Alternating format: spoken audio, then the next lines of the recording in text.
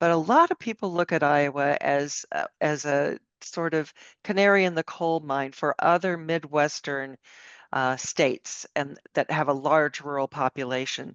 So you think Wisconsin, which we border Wisconsin, and that is very definitely a swing state.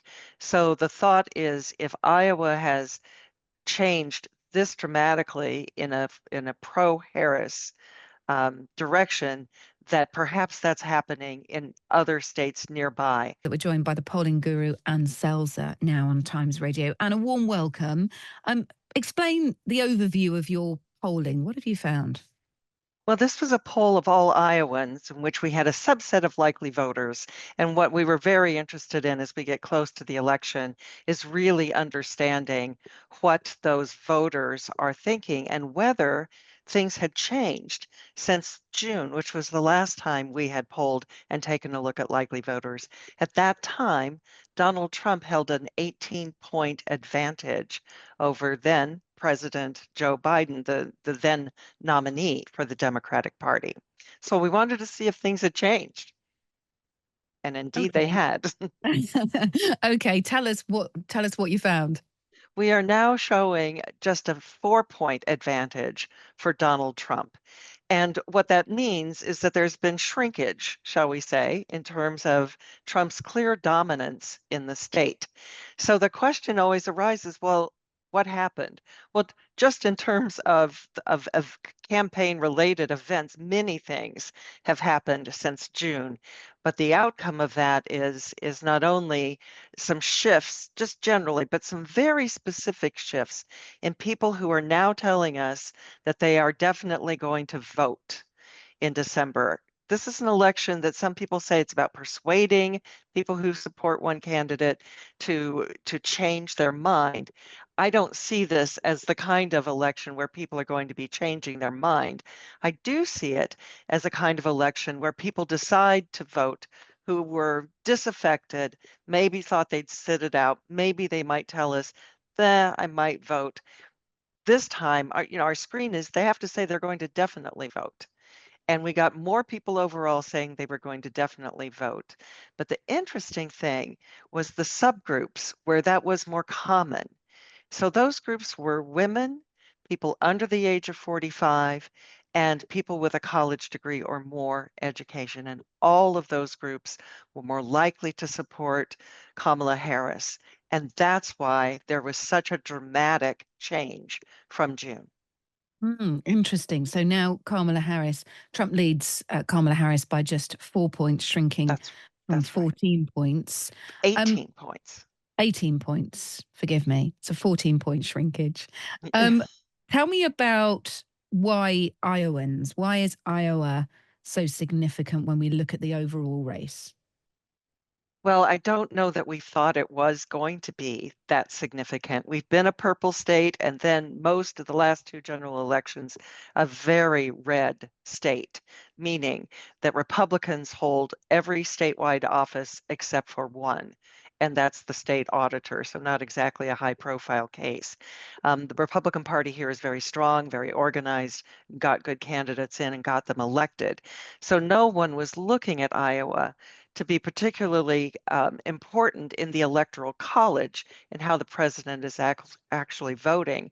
But a lot of people look at Iowa as a sort of canary in the coal mine for other Midwestern states and that have a large rural population.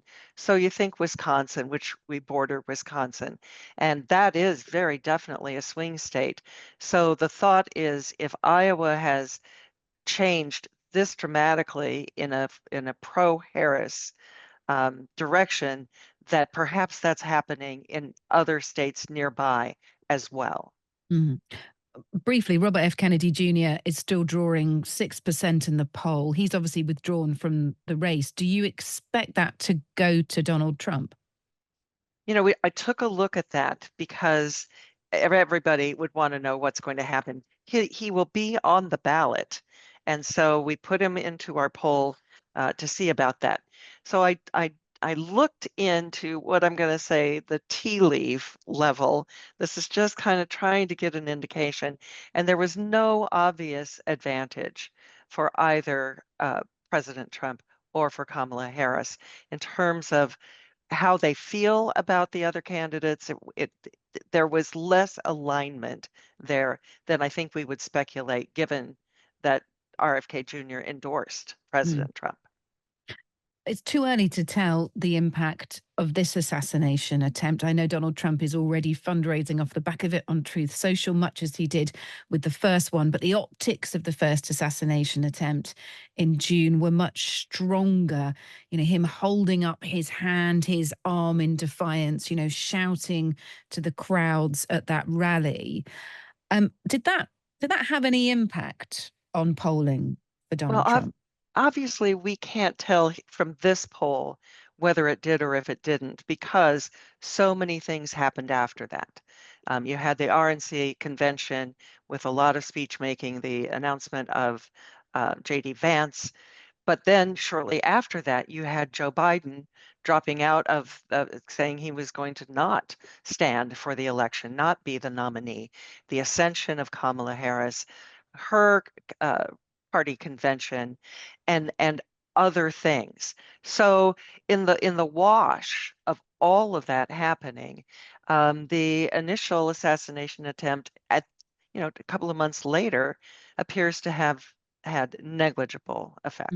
Obviously, shocking news again, a second assassination attempt on Donald Trump.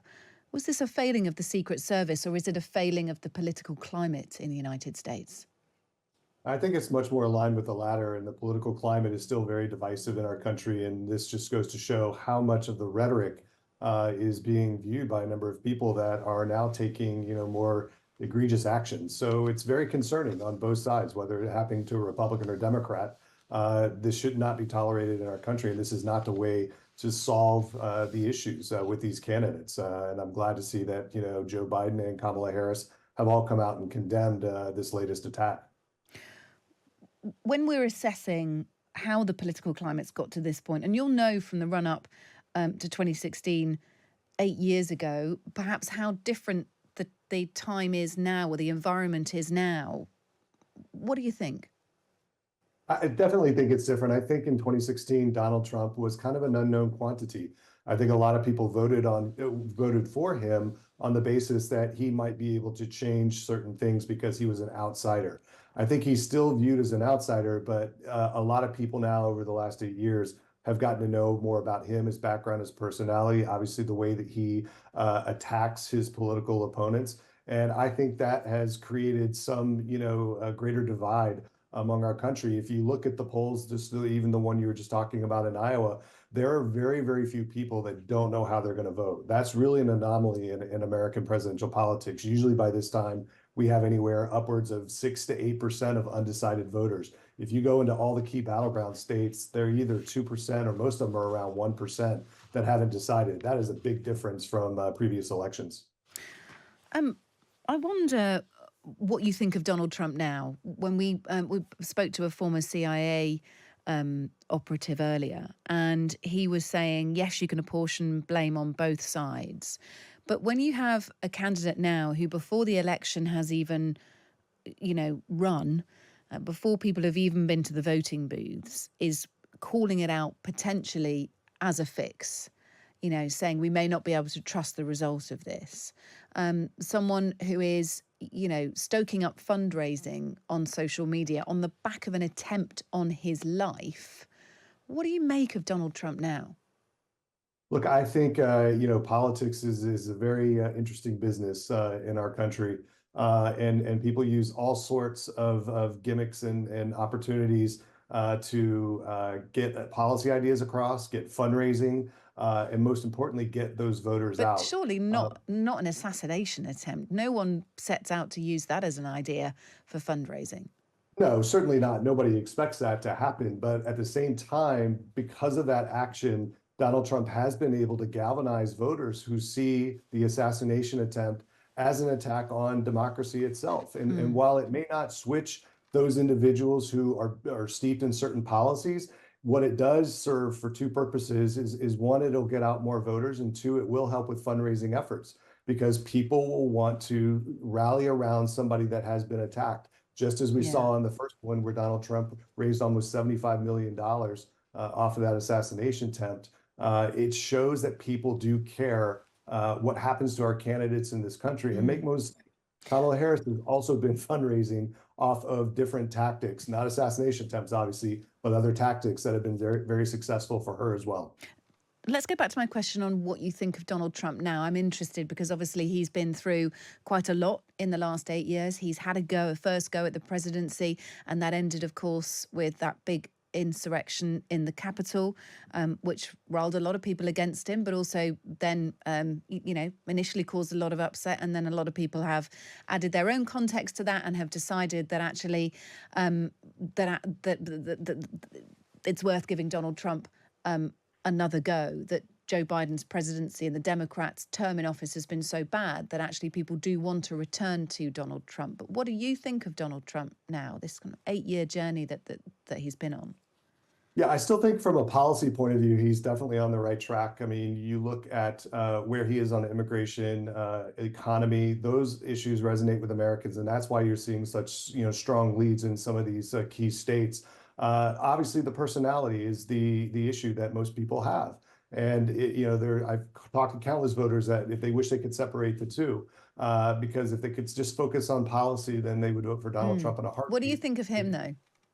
Oh, I personally, I think he is the right person to lead our country of the two candidates that we have right now. His policy positions align with mine on an individual basis. For me, that is important. Economy matters in terms of where we go in the United States. That is probably the most important issue that I look into and I care about, and that is the number one issue for Americans right now. Look, thank you so much for being with us. Really appreciate it. Rick Gates there, former deputy campaign manager to Donald Trump.